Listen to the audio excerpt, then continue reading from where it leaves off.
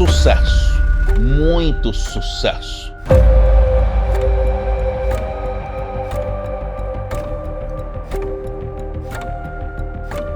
É muito provável que você admire muitas pessoas. É muito provável que você esteja lutando para ter o seu sucesso.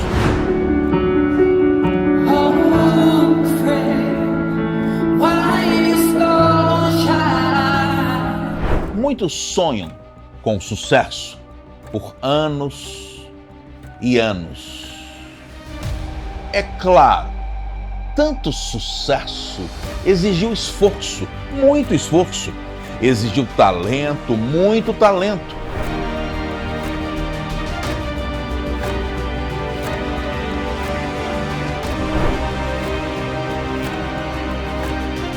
Essas pessoas chegaram a um lugar aonde poucos chegaram. No entanto, nos bastidores da vida, por trás das cortinas, há sofrimentos que ninguém vê. Some Prozac for a long time. It feels like a low level of despair you live in, where you're not getting any answers. And I wish I had someone at that time who could just pull me aside and, hey, it's gonna be okay. It's gonna be okay. I wish at that time I had realized that other people go through it, that I can talk to other people, that you're not alone, you're not an alien. I truly encourage everybody to ask for help or to reach out to somebody you trust, just to talk. When people say, oh, I want to be like you, I want to be an actor, I want to look like you, the question I always ask them is why? Like, really, why? And people, and especially in America, this idea of fame, that to be famous means that you're successful, that you're happy. É claro, estou falando de muita gente. Posso estar falando de você ou de alguém que você ama muito. Para a Organização Mundial de Saúde, 20% das pessoas do mundo passarão pela depressão em algum momento da vida. I didn't want to be alive anymore. I just thought it was the best thing to do, is just not to be here. E chegar pro meu pai, onde foi o cara que correu atrás do meu sonho, assim, e falar que, pô, pai, eu quero desistir, é coisa de louco. Tinha acabado de disputar uma Copa do Mundo, pô, no meu auge. Então, eu tava chegando assim, tipo, no meu limite mesmo. Sei lá, eu só pensava besteira. No Google mesmo eu só pesquisava besteira, só queria ver besteira de morte e sei lá, velho. As a Beatle, we made it, and there was nothing to do. We had money, we had fame, and there was no joy. And I am the least happy I've ever been in my life. I'm closest to not wanting to be alive ever as I've ever been. And I have every single thing on paper that I wanted. Na verdade, ela não escolhe classe social, não escolhe gênero, não escolhe etnia. No entanto, muitos especialistas apontam uma íntima relação entre sucesso e depressão. Por quê? Algo que muitas pessoas devem e podem fazer para evitar a depressão? Conversar sério sobre o assunto é mais do que necessário. Vamos lá? A depressão não surgiu agora. Há registros sobre depressão desde a antiguidade.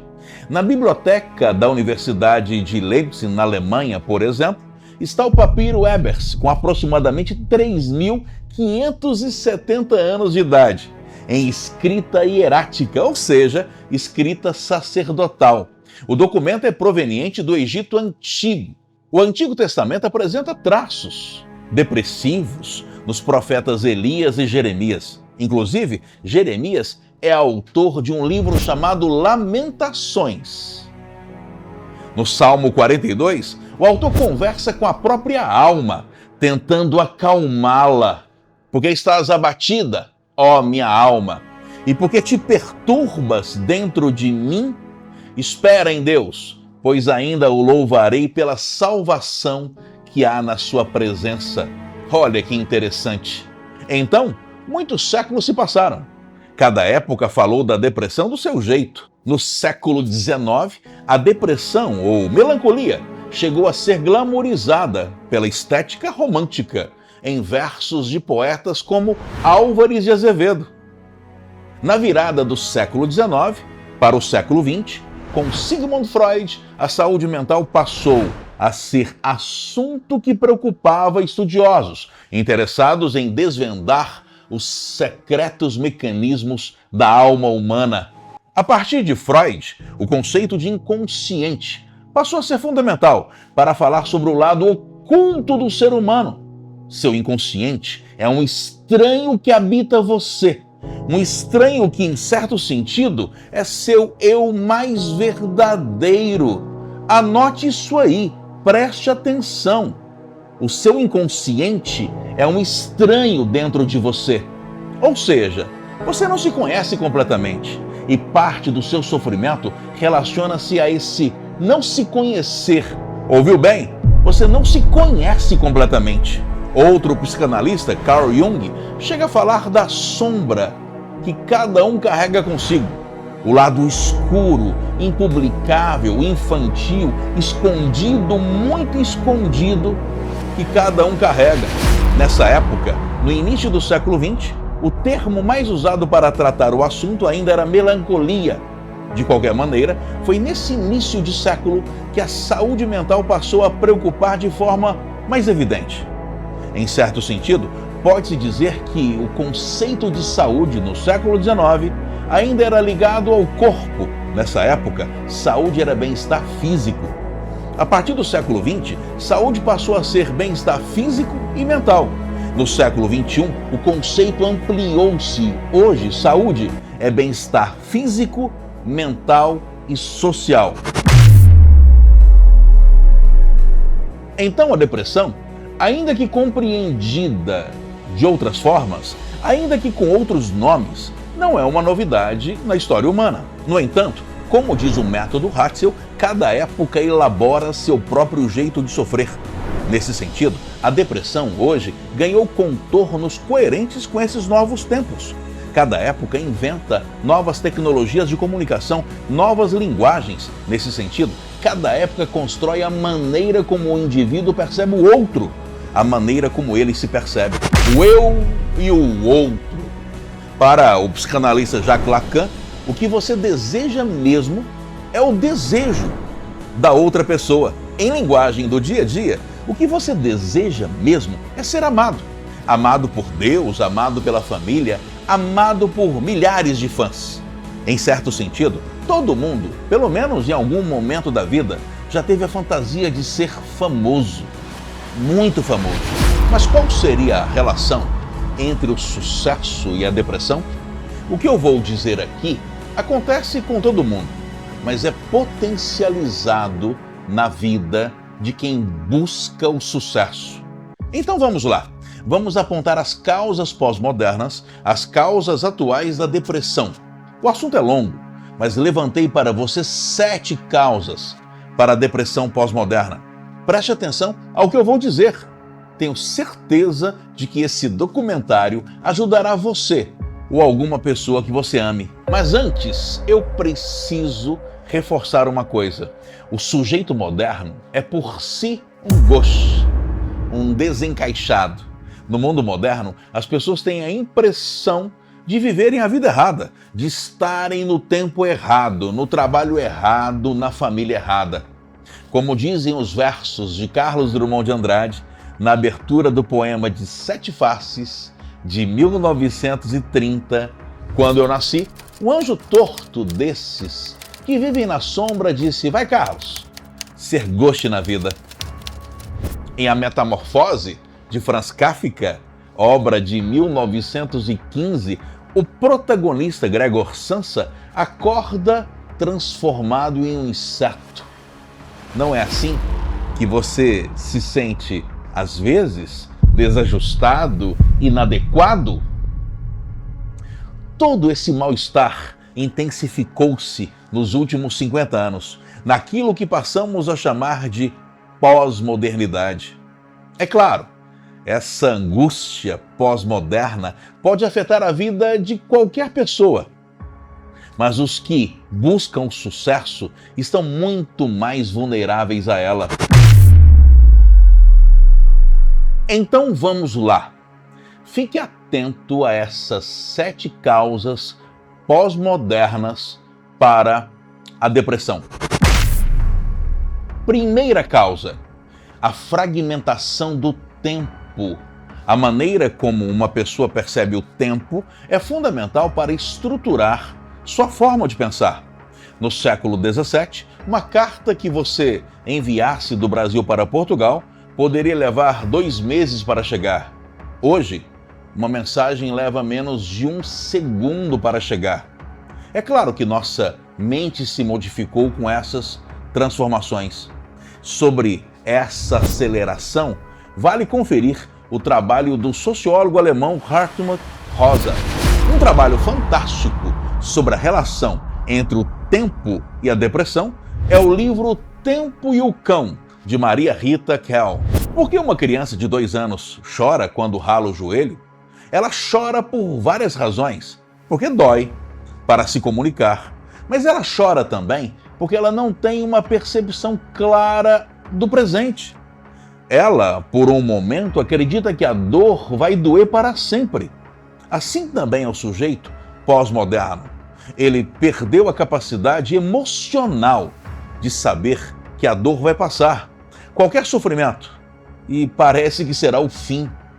Uma boa saúde mental exige que sua atenção esteja 50% voltada para o presente, 25% para o futuro, 25% no passado, 50% no presente, porque é um dia de cada vez que se vive, 25% no futuro, porque é o futuro que faz você sair da cama ou ir para a escola, 25% no passado, porque é lá que está seu aprendizado, as pessoas que ajudaram a inventar quem você é.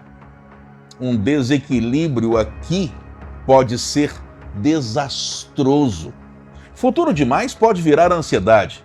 Excesso de ansiedade por muito tempo pode levar a uma pane, a uma sobrecarga do sistema. Diferentemente do que muitos pensam, o depressivo não mora no passado. O depressivo mora no lugar nenhum. Ele está 0% no presente, 0% no futuro, 0% no passado. Depressão não é só uma tristeza. Depressão é uma sensação de nada. Segunda causa, a obsessão pelo desempenho. O filósofo Byung-Chul Han, em Sociedade do Cansaço, aponta a ideia de que o sujeito pós-moderno está exausto, porque nele tudo é performático. Metas, prazos, melhorar, conquistar, até o descanso tem que ser o melhor descanso. O irmão tem que ser o melhor irmão. A foto, a melhor foto. O amor virou uma meta profissional. Nesse mundo de redes sociais, não há súditos, todos são reis. Não há alunos, todos são professores. Todos, principalmente os famosos, são medidos, vigiados, julgados. Todos precisam ter o controle de tudo. No caso da performance, atualiza-se o conceito grego de herói épico, que é aquele que tem supercapacidades e luta em nome do povo, que representa o povo. O problema é que na pós-modernidade, o indivíduo é obrigado a ser herói o tempo todo. Até acordar com a cara inchada vira um ato heróico. Chorar diante das câmeras é coragem. Não há mais como ser frágil de verdade. O sujeito pós-moderno não descansa porque até descansar transformou-se em um trabalho anotado na agenda. Qualquer desequilíbrio entre o público e o doméstico traz problemas. Ninguém é só público, ninguém é só privado. Isso me faz lembrar o conto O Espelho, de Machado de Assis. Byung-Chul Han, em Sociedade da Transparência, fala sobre burnout, provocado por uma sociedade em que o sofá de casa se tornou publicável em mais uma foto de Instagram. Assim, o eu público esmagou o eu privado. Por isso, vários sofrimentos ficaram sem solução. já que é na calmaria privada que o sujeito reorganiza quem ele é. Hoje, a máscara apegou-se ao rosto, fazendo desaparecer o rosto. Na pandemia da Covid-19, além da gravidade pandêmica em si, muitas pessoas explodiram com sofrimentos mentais. Não estavam preparadas para lidar com a imagem despida no espelho. Essa desmascaralização do sujeito tornou-se mais evidente nos últimos anos. Assista, por exemplo, a essas duas cenas. Pois é, há um tempão que eu não vejo vocês, mas eu vou ler minhas falinhas aqui no cartão, tá? Houve especulações de que eu estivesse envolvido em fatos ocorridos na rodovia e no telhado. Desculpe, Sr. Stark, mas o senhor espera realmente que a gente acredite que era um guarda-costas que apareceu na hora H, apesar do senhor como Eu sempre... sei que é confuso. Agora, minha querida, uma coisa é questionar a versão oficial e outra coisa é fazer acusações ou insinuar que eu sou um super-herói. Eu não disse que era um super-herói. Não? Bom, porque seria esquisito e sensacional. Só que eu não tenho o perfil de um herói. Eu sou uma pessoa com tantos defeitos que vocês estão cansados de saber que... Continua lendo os cartões, Tá. por favor. Tá. A verdade é que...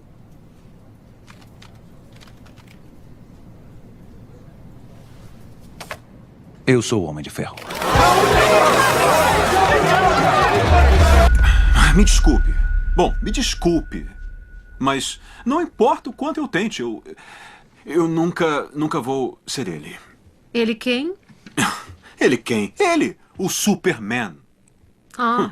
Olha, não posso evitar o fato de você achar que o ama. Eu vou ter que aprender a viver com isso. Minha nossa, Lois, já chega disso, por favor. Eu não aguento mais essa competição. Ou talvez você tenha sido a competição esse tempo inteiro. Lois, eu nunca fui muito bom em charadas, desculpe. Deixa eu te fazer só uma pergunta muito fácil. Por que, com milhares de crianças podendo cair de algum lugar perigoso ao redor do mundo, o Superman estaria nas cataratas do Niágara? Por que não estaria no Grand Canyon? Pergunte à família da criança, eles devem saber. Por que será que sempre que eu estou com você, o Superman aparece? E você desaparece? E isso parece muito conveniente Eu estava pra mim. comprando cachorro quente e você estava tirando fotos. E quando o Superman apareceu, eu olhei pra lá naquela barraca e você não estava lá, em lugar algum. Eu não pude fazer nada. Eu tive que... Você é o Superman, não é? Lois, já discutimos essas suas alucinações antes. Lembra do que você quase fez? Se atirando do 30º andar de um prédio, não percebe o erro trágico que quase cometeu? Eu cometi um erro. Eu cometi um erro porque... eu arrisquei a minha vida no lugar da sua. Lois, não seja louca. E não caia, porque vai ter que se levantar novamente. Lois, não seja louca, Lois. Não, Lois!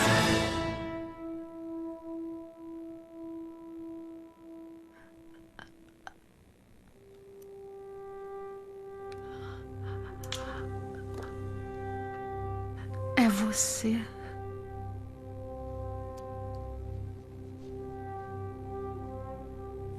Acho que eu sempre soube disso todo esse tempo. Você entende que, se estivesse errada, Clark Kent teria morrido.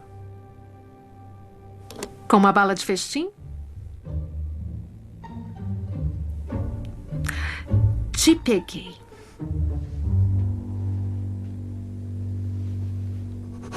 O modelo de herói da década de 1980 preserva sua identidade privada. Hoje, o Homem de Ferro é obrigado a ser de ferro o tempo todo. O problema é que não somos de ferro o tempo todo. Quarta causa: a morte da alma. Não estou usando o termo alma em sentido apenas espiritual. Aqui, alma é a pessoalidade, a subjetividade, a profundidade de si. Parafraseando Aristóteles, podemos dizer que a alma se alimenta do inútil. Um pôr do sol, um poema, uma música, um amor. O verdadeiro amor deve ser inútil. Um amor útil não é amor. Um amor útil para ganhar likes não é amor. É claro, uso o termo inútil em sentido de subjetividade, de inexplicabilidade, em diálogo com o inconsciente. É engraçado como que, em certo sentido, o inútil nos diferencia de outros animais. Os outros querem sobreviver. Para nós, sobreviver não basta. Nós queremos o amor. Queremos torcer para um time de futebol. Já o corpo se alimenta da estética, da comida, do sexo. O corpo enche clínicas de estética, entope academias. Qualquer desequilíbrio entre corpo e alma é problemático. Hoje, por exemplo, sem alma, a sociedade obriga o corpo a, sozinho, ser responsável por dizer quem a pessoa é. Resultado? Medo de envelhecer, medo da morte, como nunca antes. Hoje, as insatisfações da alma usam o corpo como vítima. As pessoas estão cada vez menos seguras com o próprio corpo. Isso acontece também porque o corpo está muito visível para os outros. Coisa triste para um mundo que vive em função do julgamento do outro. Nesse mundo, as pessoas não querem ser amadas. Elas querem ser consumíveis. Quinta causa: a crise de identidade. Para o psicanalista Jorge Forbes, uma das causas da depressão é a crise de identidade. Isso acontece o tempo todo. Hoje as pessoas são obrigadas a dizer quem elas são em uma frase de uma bio de rede social. Não, você não cabe em uma frase. Uma frase é pegar a água do mar no balde.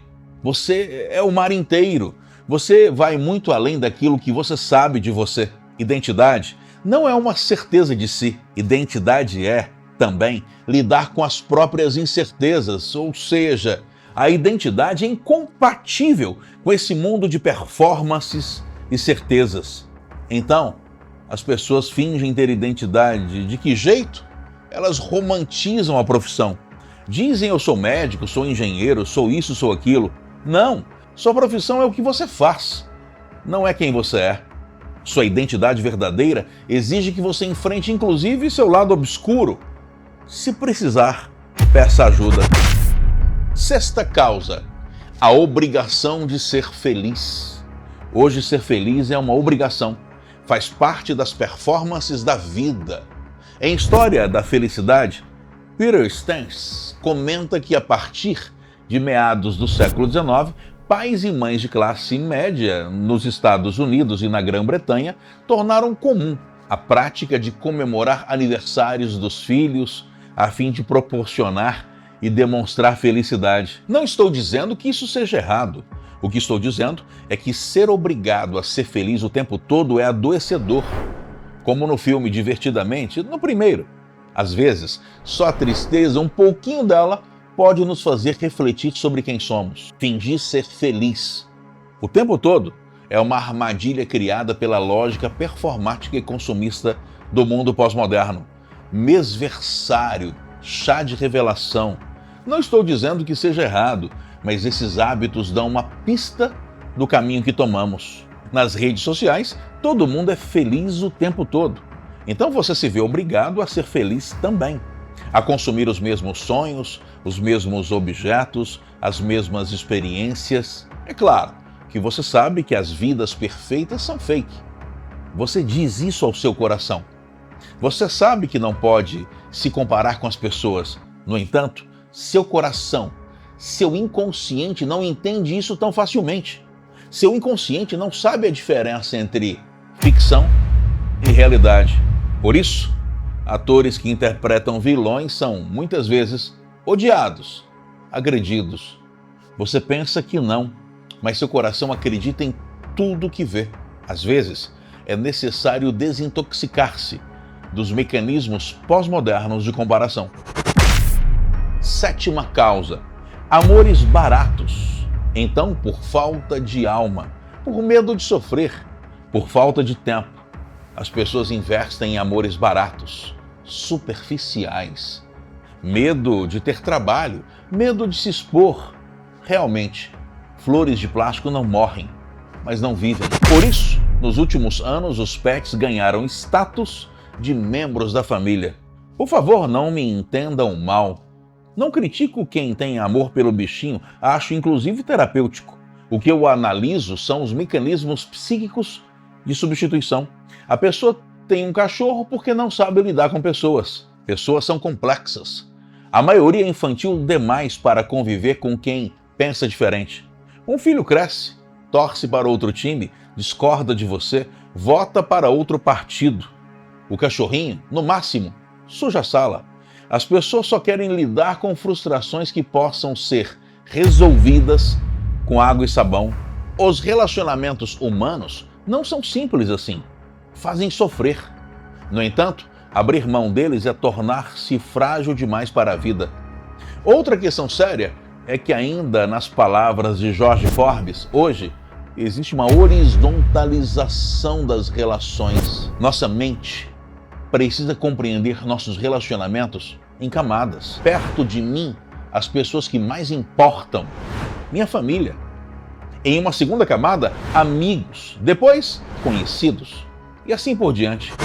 Eu preciso dar atenção ao que falam de mim, mas não na mesma proporção. Sobre mim, a opinião de quem me ama vale mais do que o que fala um hater qualquer. Então, o que fazer? Como recuperar a saúde mental nesses tempos? Antes de qualquer coisa, busque ajuda. Tome remédios se precisar. Faça terapia. Mas alguns posicionamentos são fundamentais. Preste atenção nas pessoas que amam você. Sentir-se amado poderá curar você.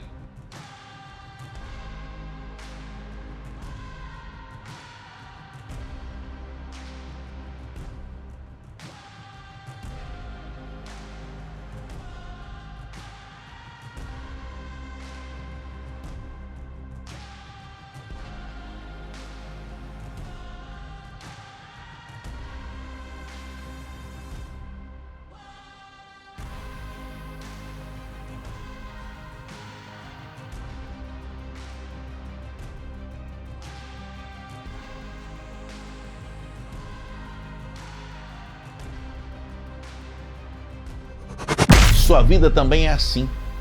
O que torna a sua vida única não é o seu talento, não é o seu corpo. O que torna você único é que só você tem a sua história, só você tem sua família, só você tem seus amigos. Sua história é sua história. Como diz Viktor Frankl, seu sentido da vida depende de como você ressignifica o seu passado. Então, gaste tempo com as pessoas que você ama. Tempo para fazer nada. Não transforme suas relações profundas em uma lista de metas. Perca o controle às vezes. Isso renovará sua alma, salvará seu eu doméstico. Ainda sobre Viktor Frankl, concordo muito quando ele diz que o sentido da vida depende muito de você investir em propósitos que vão além de você. Sua vida deve ser meio, não um fim em si mesmo. Por quem você vive? Para Viktor Frankl, até o sofrimento pode dar sentido para a vida, se você entende por quem você suporta esse sofrimento. E olha que ele não pensou isso no conforto de um escritório. Ele elaborou essa percepção como prisioneiro no terrível campo de concentração de Auschwitz. Outro dia, eu estava parado em um semáforo às 23 horas. Era tarde. Do meu lado, parou o entregador de comida em sua motocicleta com aquele baú térmico atrás. No zíper, no lugar de um chaveiro, havia uma chupeta, um bico de criança. Com certeza, aquele rapaz colocou aquele bico ali para que ele nunca se esquecesse de que ele não lutava apenas por si mesmo. Uma geração que sofre apenas pelo próprio sucesso não suporta o sofrimento. Imagino que aquele rapaz trabalhe o dia todo e à noite faça o bico de entregar comida. Não se esqueça disso. Os propósitos que dão sentido são aqueles que vão além de nós. Plantar uma árvore, escrever um livro, ter um filho, diz o ditado. As pessoas que têm sentido são aquelas que investem naquilo que durará além delas. Passado e futuro precisam ser repensados todos os dias. Ressignifique o passado, replaneje o futuro Como diz Viktor Frankl, sentido e propósito não são fixos. É preciso repensá-los todos os dias. Sem sentido ou propósito, as pessoas recorrem aos vícios, hiperestimulantes ou anestesiadores. Alguns, por falta de sentido, precisam da adrenalina, do coração saindo pela boca, da montanha russa existencial. Recorrem a drogas porque precisam de estímulos extremos, numa sociedade que aprendeu a demonizar a rotina. Outros preferem se anestesiar, enchem-se de remédios, trabalham sem parar, precisam estar ocupados para não lidarem com a falta de identidade. Fuja disso. Às vezes, faça nada com as pessoas que você ama. Apenas esteja com elas. Permita-se ser anônimo por um momento. Fazer nada de vez em quando. Isso poderá consertar muita coisa aí dentro de você. Espero de coração que você vença qualquer risco de depressão.